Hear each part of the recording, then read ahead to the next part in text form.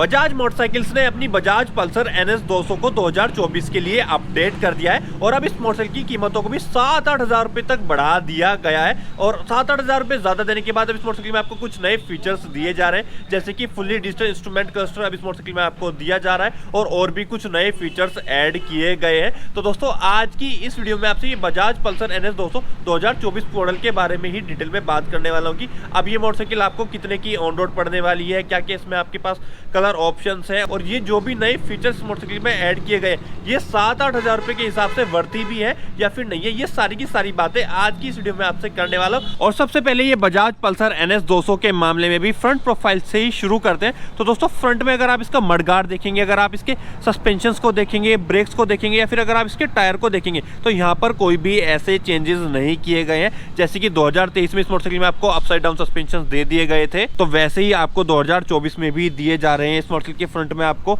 100/80 section का tyre दिया जाता है। फ्रंट में आपको एंटी लॉक ब्रेकिंग सिस्टम के साथ काफी अच्छे साइज के डिस्क ब्रेक दिए जाते हैं और इस सब के मामले में तो कोई भी चेंज नहीं किया गया है। लेकिन दोस्तों अगर आप इसके हेडलैम्प के सेटअप को देखते हैं तो ये देखने में भले ही आपको ऐसा लगे कि जैसा अब तक आता रहा है, मतलब कि इसके ओवरऑल डिजाइन लैंग्वेज में तो कोई भी ऐसा चेंज नहीं किया गया है, लेकिन टेक्नोलॉजी के मामले में अब ये पूरा ही आपको एडवांस करके दे दिया है। जैसे कि इसमें आपको कोई भी LED हेडलैम्प या फिर LED DRLs वगैरह नहीं दिए जाते थे या फिर कोई भी LED इंडिकेटर्स नहीं दिए जाते थे। तो दोस्तों अब इस मोटरसाइकिल की ये सारी की सारी शिकायतें दूर करके दे दी गई है। और वैसे तो ये नया हेडलैम्प आप और भी वीडियोस में देख चुके होंगे कि भाई ऐसा दिया है ऐसा दिया है, मतलब कुछ ज़्यादा आपको डिटेल में नहीं बताया गया होगा, लेकिन मैं आपको डिटेल में बता देता हूँ। तो दोस्तों इसमें आपको साइड में तो DRLs दे रखे हैं और जब आप पास देते हैं तो दोस्तों इसका पूरा का पूरा हेडलैम्प ये आपका LED में ग्लो कर रहा होता है और इसके DRLs या फिर ये जो लाइटिंग का सेटअप है देखने में काफी अच्छा सा लग रहा होता है। और जो आपके टर्न इंडिकेटर्स है ये भी अब आपको LED में दे दिए गए हैं। साइड प्रोफाइल के मामले में इस मोटरसाइकिल में कोई भी ऐसा अपडेट नहीं आया है और साइड से देख करके पता भी नहीं चलता है कि ये 2023 मॉडल है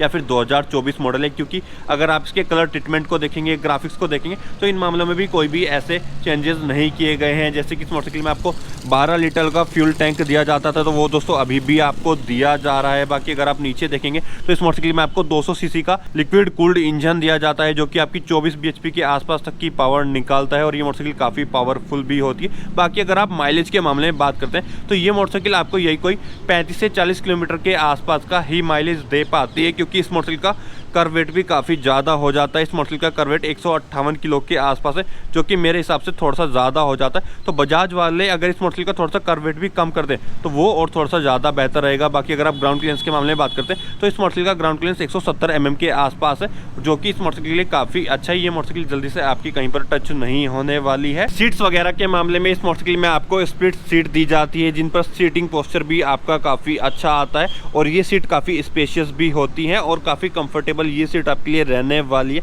काफ़ी अच्छी कुशनिंग की ये सीट दी जाती है, मतलब कि जैसे कि एक स्पोर्ट्स सेगमेंट की ये मोटरसाइकिल है तो उसके बाद भी बजाज वाले पल्सर NS 200 के साथ कंफर्ट का काफ़ी अच्छा ख्याल रखते हैं और ये मोटरसाइकिल आपके लिए अच्छे से कंफर्टेबल रहने वाली है। बाकी अगर आप इसके ग्रैब रेल्स भी देखते हैं तो ये भी काफ़ी स्पोर्टी से होते हैं। काफ़ी अच्छी सी ये बजाज पल्सर की टेल लाइट भी होती है और रियर प्रोफाइल के मामले में इस मोटरसाइकिल में आपको काफ़ी अच्छे से मड प्रोटेक्शन दी जाती है। अगर आप इसके व्हील साइज के मामले में बात करते हैं तो इस मोटरसाइकिल में आपको 130/70 सेक्शन का 17 इंचेस का टायर दिया जाता है और यहाँ पर देखिए एक 200 सीसी की मोटरसाइकिल में अगर ये बजाज वाले 140 सेक्शन का टायर दे तो वो और थोड़ा सा ज़्यादा इस मोटरसाइकिल के साथ अच्छा रहेगा। बाकी ब्रेक्स वगैरह के मामले में इस मोटरसाइकिल में आपको डुअल चैनल ABS दिया जाता है, जैसे कि मैंने आपको फ्रंट में बताया था। तो दोस्तों इसके रियर में भी आपको एंटी लॉक ब्रेकिंग सिस्टम के साथ डिस्क ब्रेक दिए जाते हैं और इस मोटरसाइकिल के डिस्क ब्रेक काफ़ी अच्छे से काम करते हैं। मैंने उसके ऊपर एक अलग से शॉर्ट वीडियो भी अपलोड की हुई है, आप वो भी देख सकते हैं। काफ़ी अच्छे इस मोटरसाइकिल के ब्रेक्स रहते हैं। बाकी रियर में आपको मोनो शॉक दिया जाता है और इधर आप देखेंगे ना तो दोस्तों इधर आपको कोई भी एग्जॉस्ट नहीं दे रखा है। तो इस मोटरसाइकिल में आपको अंडर बेली एग्जॉस्ट सिस्टम दिया जाता है। इस सब के अलावा अगर आप इस मोटरसाइकिल के हैंडल बार्स के कंट्रोल्स को देखते हैं या फिर इसके इंस्ट्रूमेंट क्लस्टर को देखते हैं तो ये बिल्कुल अब आपको नया ही दिए गए हैं। पहले मैं आपको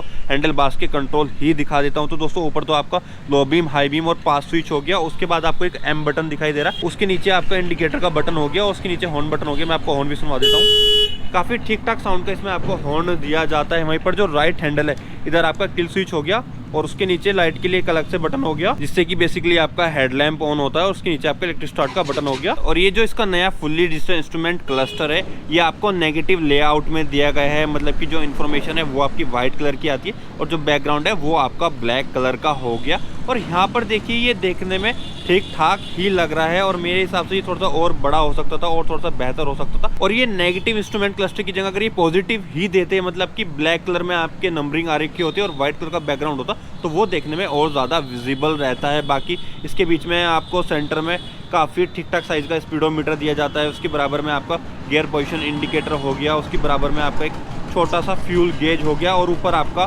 टैकोमीटर आ रहा है जो कि ज़्यादा बड़ा नहीं है। उसके नीचे अगर आप देखेंगे तो डिजिटल क्लॉक भी हो गई। नीचे अगर आप देखते हैं तो मेन आपका ओडोमीटर आ गया, इधर आपकी सेटिंग्स लिखा आ रहा है और अभी मैं इसको ये एम वाले बटन से थोड़ा सा टॉगल करता हूँ तो फिर ये इंस्टेंटेनियस फ्यूल कंजप्शन भी आपको दिखाएगी।